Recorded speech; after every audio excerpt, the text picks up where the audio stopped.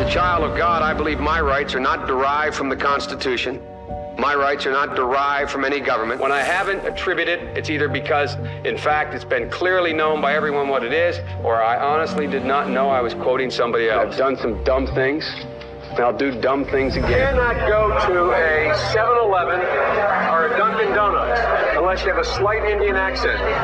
God rest her soul, and although she's, wait, your mom's still alive. Is your dad passed? Speak softly and carry a big stick. End of quote. The president has a big stick. By President, stop moving what's this thing called? Teleprompter.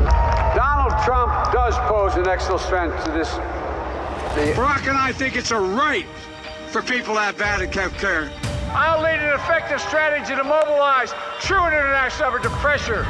Los Angeles and what am I doing here? Abraham Lincoln here is one of the most racist presidents we've had in modern history. So you go ahead and you stack spaghetti sauce at a store and in a supermarket. You control the guy or the woman who brings out the carts on a forklift. The fact is that we're in a situation where what complicates the situation at the moment is America is a nation that can be defined in a single word. I was in the foothills of the Himalayas with Xi Jinping. He's always been a gaffe machine. You have called yourself a gaffe machine, okay? But tonight, this is no laughing matter. Something that all Americans should be aware of and have the courage to have this conversation. President Biden's health has declined exponentially, and not a single American citizen can deny it. It's sad, and even more tragic considering his family is standing by watching him continue to stumble. There's more than enough evidence to question the president's mental health and demand answers from the administration that continues to keep him hidden. But Joe Biden's health doesn't just endanger Joe Biden. His health endangers us all. Tonight, the sign our president is unable to fulfill his duties of office, the media's cover-up of the decline, and why America deserves to know who's really running the White House. Tonight, cognitive collapse? An overdue, serious conversation about President Biden's mental fitness. Hello, America. Tonight, I want to start with something I've never shared with anybody about the death of my grandfather. My grandfather was in his 70s, and he was my hero. He was a big, strong man, twinkle in his eye always. About a year after my mother's death, my grandfather's mental health began to decline pretty rapidly. We had to take the keys away from him when he accidentally put the car into forward instead of reverse and ended up in the front lobby of a Denny's. He thought that was unreasonable, and we caught him on the freeway with the lawnmower, driving the lawnmower. We laugh about it now, but the part that we've never talked about as a family and I've never shared before is it was my grandfather's pride that he died of in the end. He was a big man and started to become angry at a bunch of things. My grandmother couldn't handle him, so she put him in a nursing home. My grandfather refused to eat, and he ended up starving himself to death. So I don't look at aging as a funny thing. I'm not coming to you tonight with any proposals, and I'm not coming at it with any politics involved. And I hope we can do that. We have a serious situation, and I don't know what to do or what to believe. What is the 25th Amendment? Can that be invoked? I don't know. Joe Biden is now 79 years old. He's the oldest man to ever be inaugurated as president. That doesn't mean anything. Age doesn't mean anything, really. It's strength and stamina and cognitive ability. When he was sworn in, he was older than Ronald Reagan when Reagan left office, and the media only talked about his decline in the end of his life. We don't know much about Joe Biden's medical status, and there is plenty of reason to be skeptical because we can clearly see his decline and hear it. And because the way he is shielded from most interactions with the press, check out things like just the weird ending to a virtual event last March, about a month after he took office. Thank you, thank you, thank you. And I'm happy to take questions if that's what I'm supposed to do, Nance, whatever you want me to do. And then they just cut the feed. He is handled, and he often says he will get in trouble. I'm sure that they give him advice, but he's not responding like a president would respond. Remember, every word, every movement a president makes is monitored by our enemies and interpreted. This kind of handling continues to be the pattern from his 2020 presidential campaign, in which Biden would be isolated for days at a time, especially before a major speech or debate. Were they trying to hide something? Did they see cognitive decline, or did they just know he was a gaffe machine? And don't let him talk.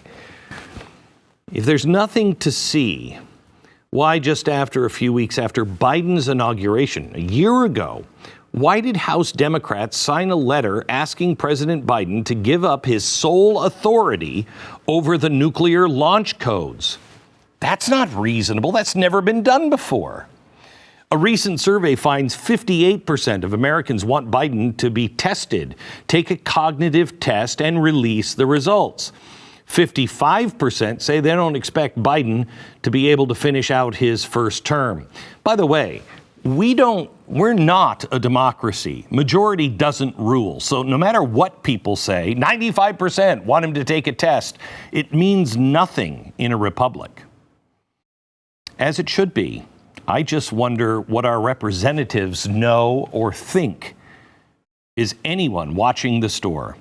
Last November, a Politico poll of registered voters found 48% think Biden is not mentally fit for office, versus 46% who think he is. A year earlier, the same poll found voters believed he was mentally fit by a 21-point margin.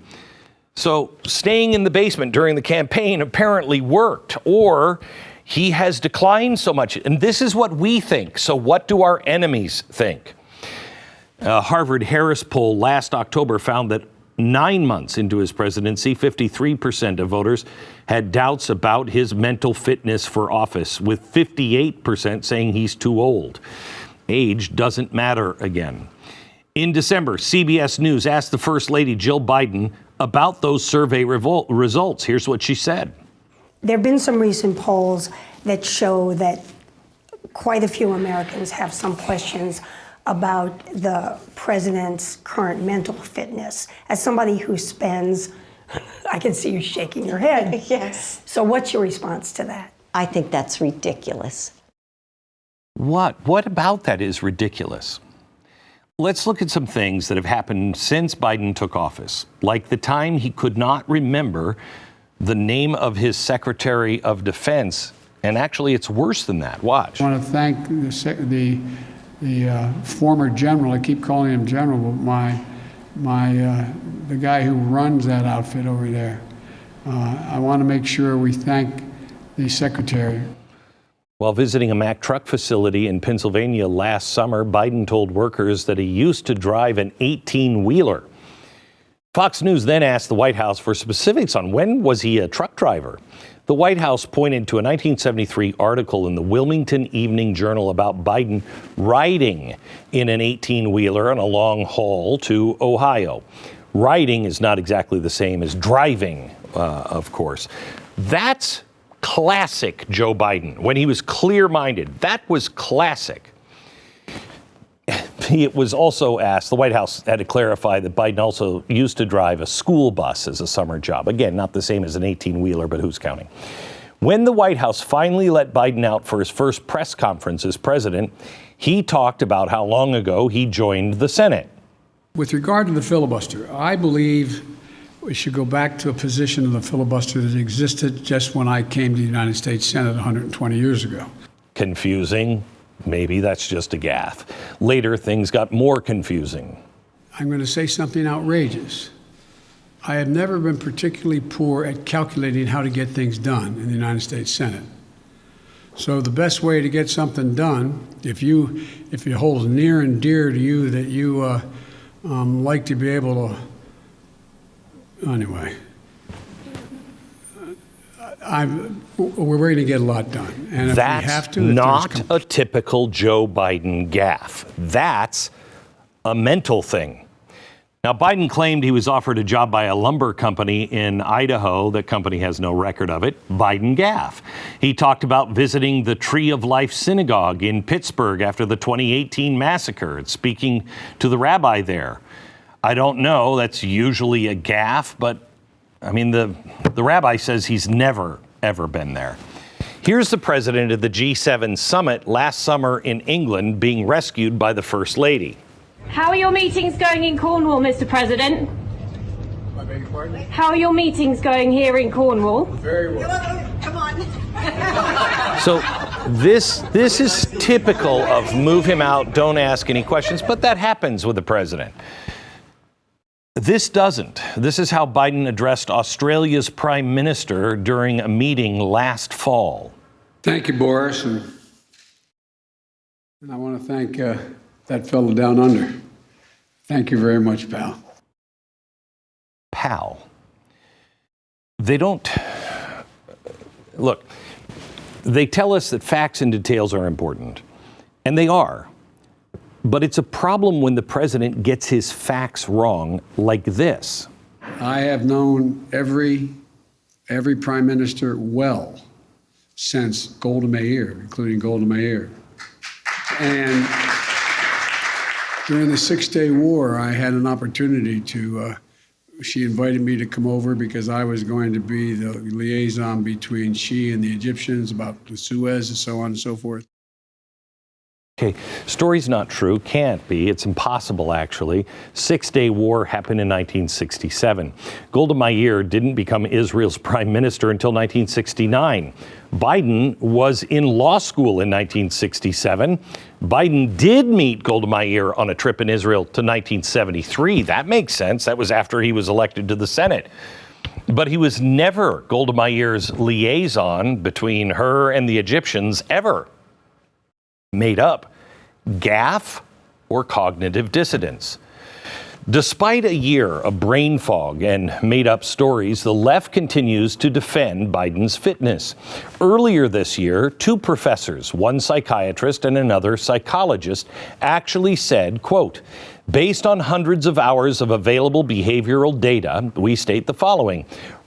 Joseph Robinette Biden Jr. does not show evidence of serious cognitive dysfunction, including, but not limited to, Alzheimer's disease or dementia. Okay, good. I'm glad to hear that.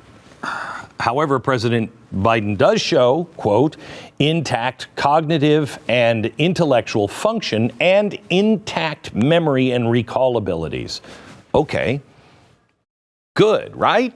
Let's assume for a second that's true. There are no cognitive issues with President Biden other than making, the normal gaffes and the normal effects of aging. Does it make all these mistakes and getting facts wrong okay for the President of the United States? Remember, we are looking, and this is horrible to say, but it is true. We are looking at image. Some may think the made-up stories are mostly harmless. Great, okay. But how about things like this? This is him in Poland 2 weeks ago. Are these okay? First, there was him calling for regime change, going off script in Russia.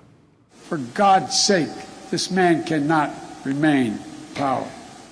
Okay, That's not our policy. It might be in his head, but there are things that you think and you don't say out loud. As President of the United States, Secretary of State Antony Blinken immediately had to clean up after Biden was saying that the U.S. doesn't have any regime change in Russia or any place else. Okay. By the way, everyone's just cool with Blinken contradicting the president, apparently. So who's in charge? Later, the White House staffers had to give Biden a tough Putin Q&A cheat sheet to help him explain what he really meant to say. But on the same trip, Biden also said the U.S. would respond in kind if Russia used chemical weapons in Ukraine. Well, that turned a lot of heads. Are we going to use chemical weapons? Because that's what in kind means. Specifics matter when you're the president of the United States. The White House had to walk that one back as well. Biden also said this to the U.S. 82nd Airborne while he was in Poland. We've been training since back when Russia moved into in the southeast Ukraine, but also the average citizen. Look at how they're stepping up. Look at how they're stepping up. And you're going to see when you're there, and some of you have been there, you're going to see women, young people standing in the middle of front of a damn tank. Okay, that made it sound like the U.S. paratroopers that he was speaking to would soon be deployed in Ukraine. Problem? Yes.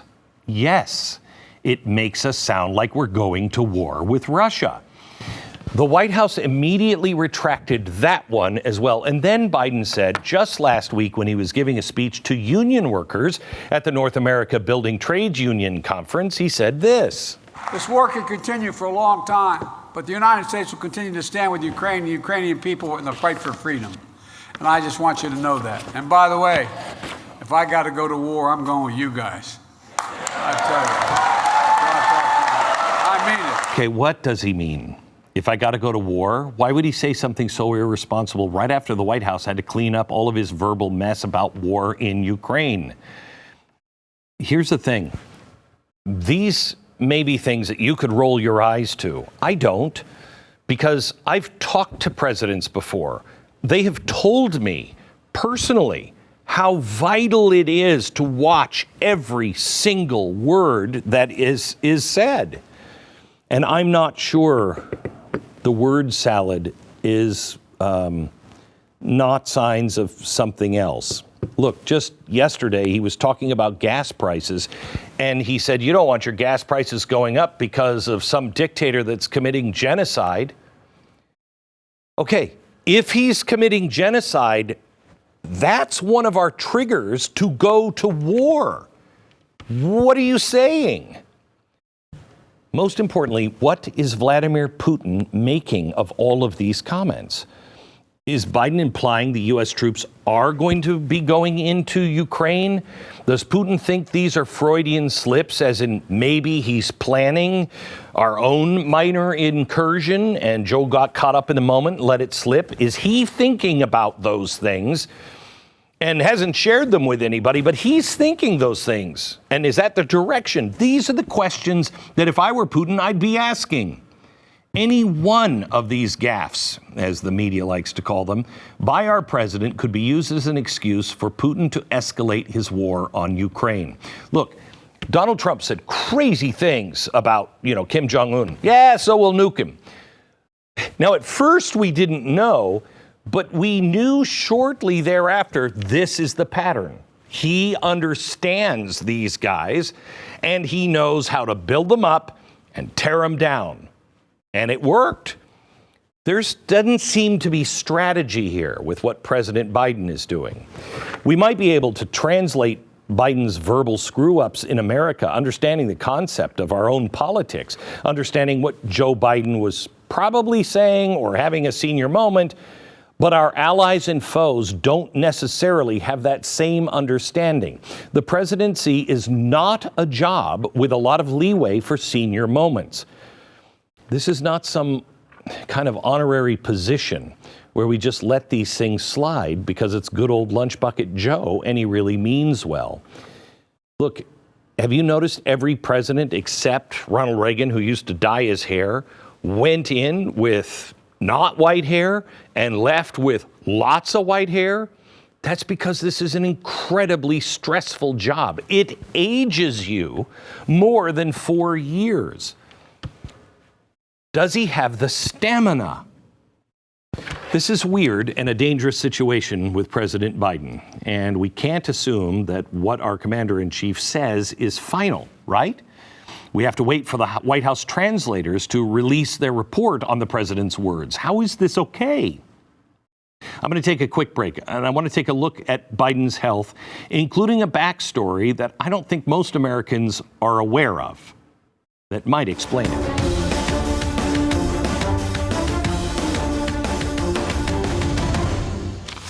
Okay, I think you know me. I'm pretty skeptical by nature. So when I first heard about home title theft, my first thought was, cyber criminals going to steal my house. They're going to forge my name on the title of my home, take it over as a new owner. Sure. Okay. Then a guy from the FBI came in and showed me the document, said, I just need to file this and I own your house. And all of the things, he actually said this to me, all of the things you did to hide who owns your house, etc., it made it easier for me. Wait, what? That's the day I got home title lock, and I suggest you do it as well. It's not covered by homeowners insurance or common ID theft services. This is something completely different. Here's what I want you to do. I want to see if your home has already been under attack and you're already a victim. Just go to HomeTitleLock.com. That's HomeTitleLock.com. You can read the testimonials from FBI agents and government officials. Register your home address. It's HomeTitleLock.com. In 1988, Joe Biden had 2 brain aneurysms and 2 separate brain surgeries to save his life. The surgeon who performed the operations, Dr. Neil Castle, told Politico in 2019, quote, I can tell you with absolute certainty that he, Joe Biden, had no brain damage, either from the hemorrhage or from the operations that he had. There was no damage whatsoever, end quote. However, Biden tells another story. He talks about the doctor in 1988 telling him on the way to the operating room that the aneurysm was on the side of the brain that affects speech. Here's what he said as vice president in 2013. What's the most likely thing that will happen if I live? But what he said, well, the side of the brain that the first aneurysm is on controls your ability to speak. And I thought, why in the hell didn't they tell me this before the '88 campaign? It could have saved us all a lot of trouble. You know what I mean? This, to me, shows a Biden that we haven't seen in a long time. Now, this may come as a shock to you, but I am a doctor, just not a brain doctor. So I don't know whether Biden's brain aneurysm surgery in '88 on the side of the brain that affects the speech had any long-term effect on him. I don't know. I'll take it from his brain surgeon. He said no damage whatsoever. Other doctors are not so sure, but do they really know? Biden has been treated in recent years for a rapid heartbeat condition, which can cause dizziness and confusion. 2 doctors told the Daily Mail last year that brain aneurysms and heart conditions like Biden's are linked to problems with memory, confusion, and dementia. Back in 2019, when Biden released his medical report, Dr. David Schneider, who used to be the president's doctor, President Obama's doctor, said, quote, he, Joe Biden, is not a healthy guy. He has a lot of issues that are just sort of sitting there. Dr. Shiner said also at the time that he would like to see the results of an MRI or CT scan for Biden because of Biden's potential for strokes. Now that Joe Biden is in the Oval Office, no one on the left will even question any of this, even as his mistakes flow, and he has had, a 42% approval rating. Democrats just stick their heads in the sand when it comes to Biden, including the White House staff, apparently. White House officials admitted last fall they mute or turn off the TV when Biden is speaking with reporters so they don't have to watch the train wreck of him stumbling over his own words, veering off message like this last week. Painful to watch. America is a nation that can be defined in a single word. I was in the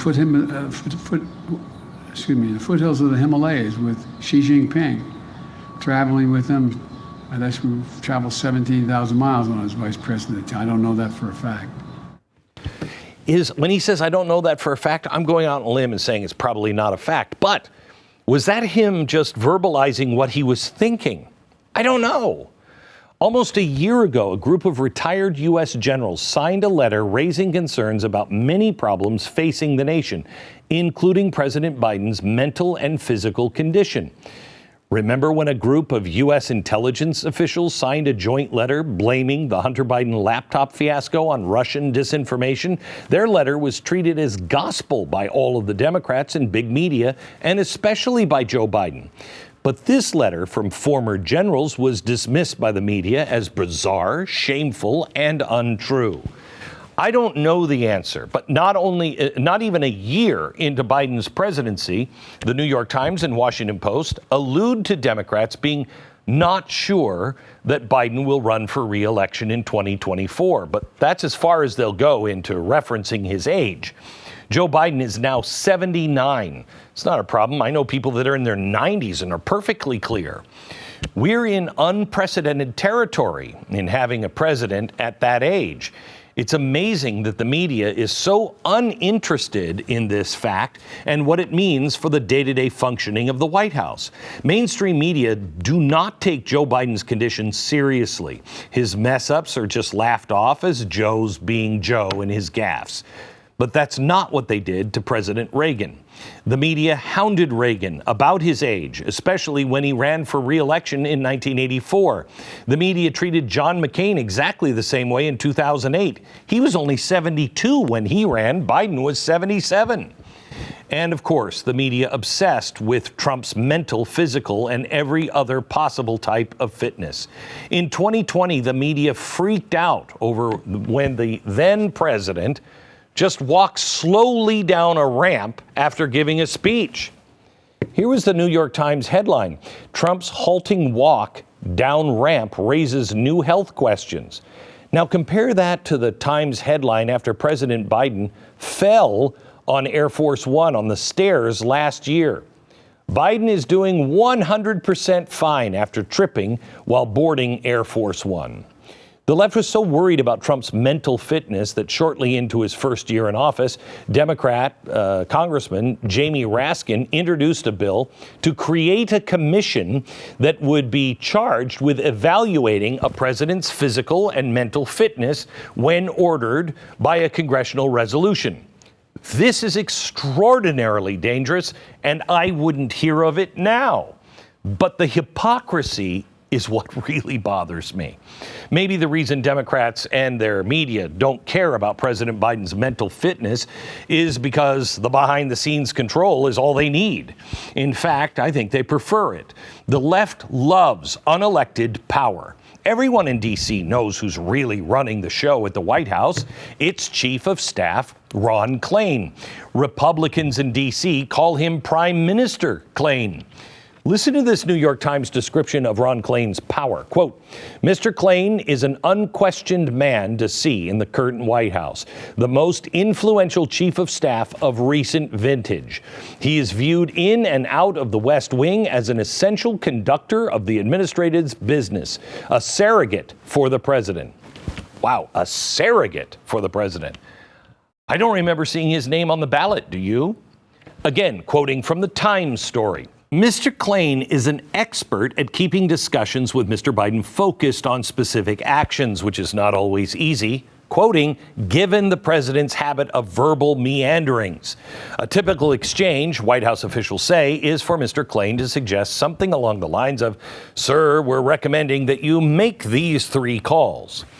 The White House now sounds like the world's fanciest nursing home, and the left is totally fine with his arrangement. But it has happened before. What do you do about it? Next.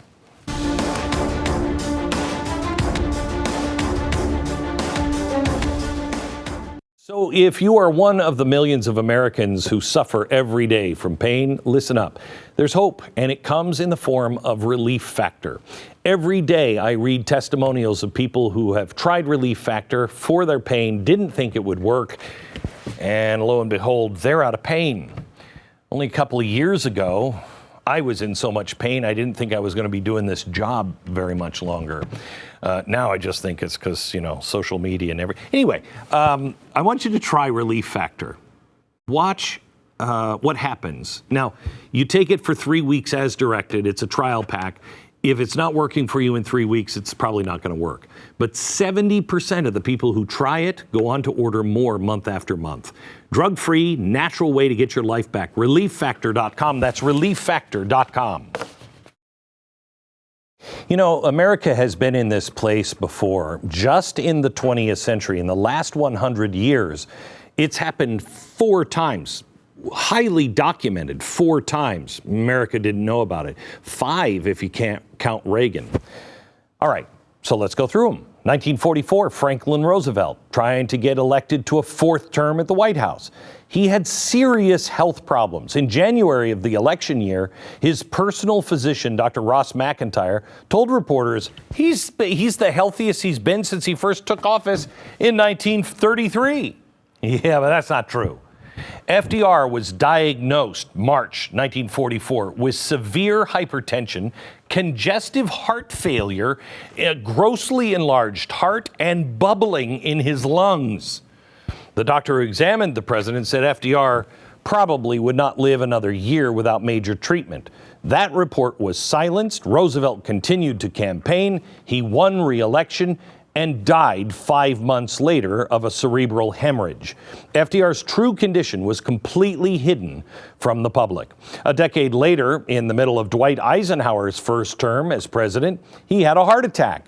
This time, the Republicans covered it up. He was hospitalized. But the White House press team initially told reporters he's just suffering from an upset stomach. He was discouraged from running for re-election, but he did, and he won anyway. He was diagnosed with Crohn's disease in 1956, which required surgery.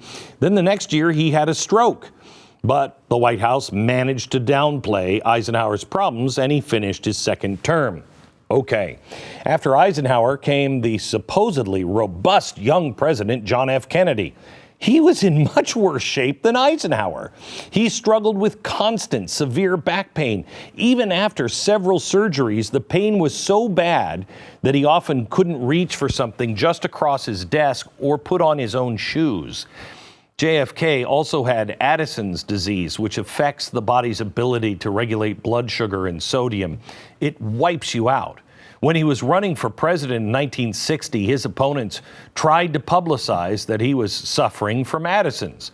But JFK's doctors released a denial, saying, that's crazy, he's in excellent health. While he was president, Kennedy took as many as 12 medications at once to fight his pain and various ailments, including codeine, Ritalin, barbiturates to help him sleep, and a thyroid hormone. During the Cuban Missile Crisis, everybody thought he was healthy.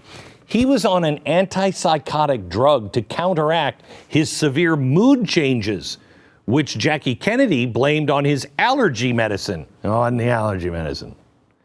Kennedy and his team carefully hid all of this from the public. And of course, I think the worst presidential health deception in U.S. history came in 1919. From this guy. I hate this guy. Woodrow Wilson. He had a stroke brought on by the stress of his cross-country speaking tour, where he was trying to talk people into his pet project, the League of Nations. Amazingly, that was actually Wilson's 4th stroke. He had one in 1896 when he was a professor at Princeton, then 1906, president of Princeton, one that left him almost blind in his left eye. In 1913, after entering the White House, he had his 3rd stroke. Wilson's 4th stroke almost killed him. He was an invalid in the White House, completely hidden from the public and Congress, his own party, for months. His second wife, Edith, illegally acted as, what's that word again? Surrogate, reviewing and approving documents for him and dealing with his cabinet. His doctor, Carrie Grayson, helped Edith run the long con. Effectively, Edith Wilson was America's first female president. No joke, as Joe Biden would say. After President Trump was hospitalized with COVID in 2020, there's plenty of media speculation that the White House downplayed how sick he really was. Maybe they did. We don't know that yet. That seems to be, though, what every administration does. But where is the scrutiny of this president's health? Why is Peter Doocy, of all people, the only journalist asking the White House tough questions? Knowing our history should cause the media to be a lot more curious about the truth, but they're not about the truth anymore. Honestly, I do not bring this to you as a partisan. I don't. It's going to take the mainstream media getting curious about Joe Biden's condition to get anything close to White House transparency on this, because right now, raising any question is just seen as another political cheap shot, but it's not. And listen, hear me, people on the left. I think Kamala Harris would be much worse as a president. Much worse. So there's no glee in me saying, hey, can we check on him, see if he's fine? I'm not trying to get him out so we can have Kamala. She'd be much worse. Got it? I'm actually concerned about our country and our president. We deserve to know whether our president is up to the job, no matter which party they are from. Now, is that even possible? I don't know. I've read the 25th Amendment. Have you? I know that Congress has tried to pass this for Donald Trump, and I was against it then, and I think I'm against it now. How do we get to the truth? Has that ever happened before in American history? And what does the Constitution say about it? I wanted to call Alan Dershowitz. I wanted to get him on the show tonight because he is at least honest on these things. He defended President Trump and didn't like President Trump on this very issue. What's he going to say now, and why? Alan Dershowitz and his take on the president and the 25th Amendment. Next.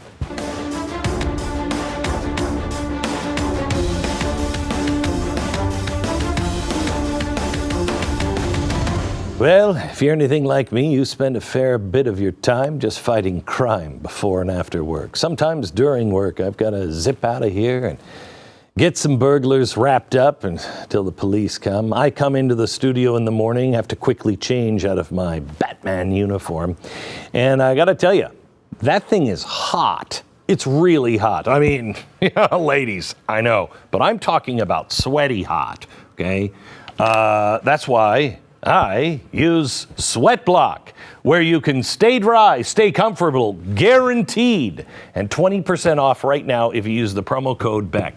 This is the best antiperspirant and deodorant I have ever used. When I'm on stage or fighting crime, it's hard for me not to sweat. Sweat Block stops it. Promo code BECK.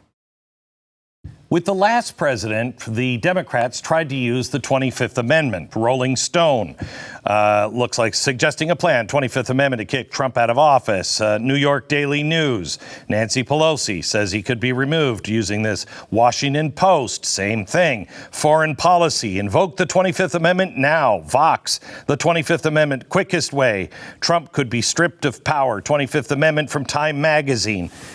You don't remove a sitting president from power lightly.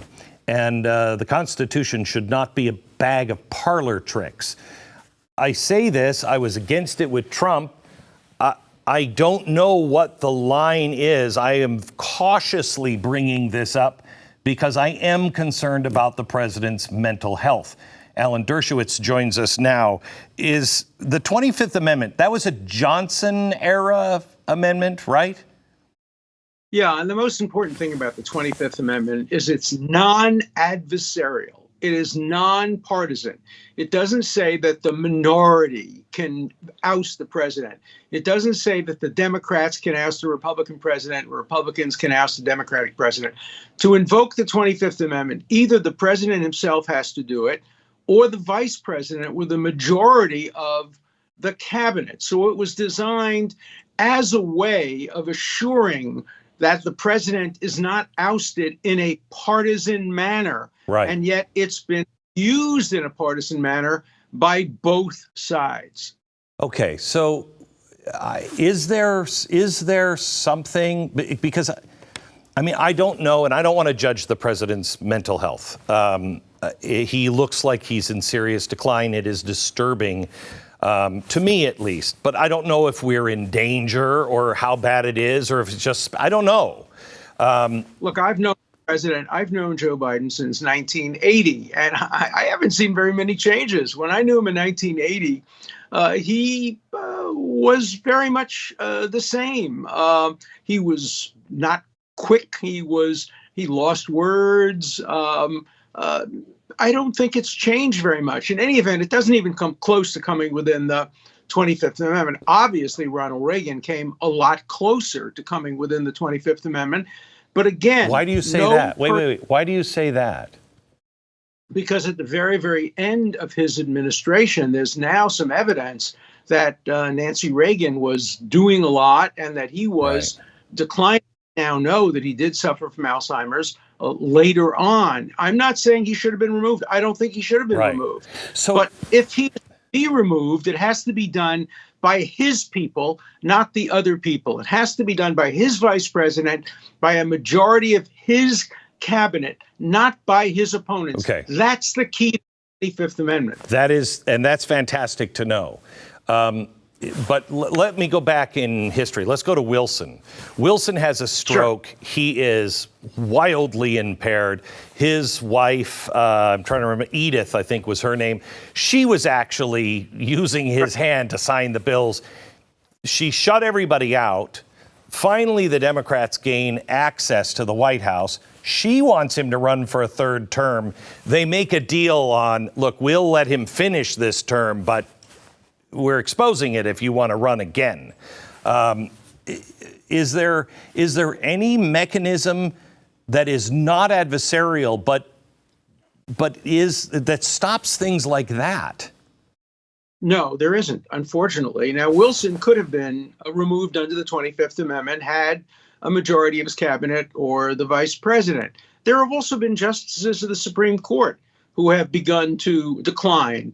And there's no way to remove a justice of the Supreme Court except by impeachment, which requires treason, bribery, or other high crimes and misdemeanors. There is not in the Constitution a way for one party to rid the presidency or the justiceship or any of them from adversaries. It was not intended to give one party a weapon to use against the other party.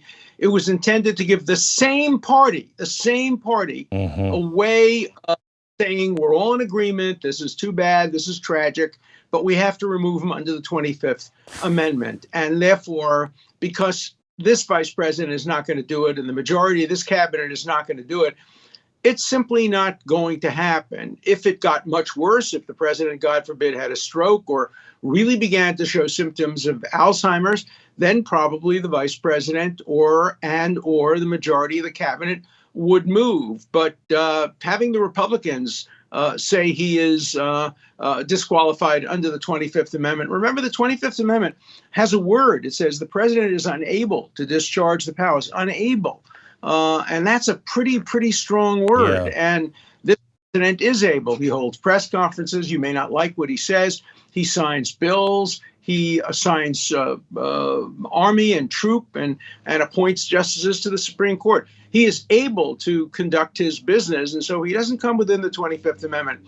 And the key is that the vice president and the majority of the cabinet don't think so, and they are the gatekeepers here. So what happened last time? Is this the way you were warning about last time when they were doing this to Trump? Yes, the framers of the Constitution did not want a legislative authority over the president. They didn't want a parliamentary system. And the Democrats last time around, particularly people who ought to know better, like Professor Tribe, basically wanted to introduce a parliamentary system, saying that if you don't like him, if you think he's abused his power or he's obstructed Congress, not committed crimes or misdemeanors, you can, if you have a majority in the House, impeach him, which is exactly what they did twice. All unconstitutional, all in violation of the Constitution. Remember, I'm not a Trump supporter. I voted against Trump twice. Right. I have no reason to believe I vote for him a third time. I'm a liberal Democrat, but Right. I believe in the Constitution first, and I believe in principle over partisanship. I agree with that as well, and that's why I've always respected you and your opinion.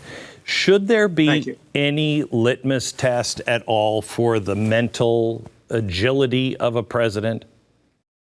Probably there should be, and you'd need another constitutional amendment. You'd need an amendment which sets up a board of qualified physicians, psychiatrists, mental health workers, sets out criteria clearly, and allows the removal of a president over the objection of the vice president and the majority of the cabinet. That would introduce a partisan element, but if you had a neutral psychiatric or medical board making that determination, that would make sense, but you'd have to amend the Constitution to do that. Maybe that should be done, but it hasn't been done up to now. Yeah, and they invoked this because of the changeover with Johnson?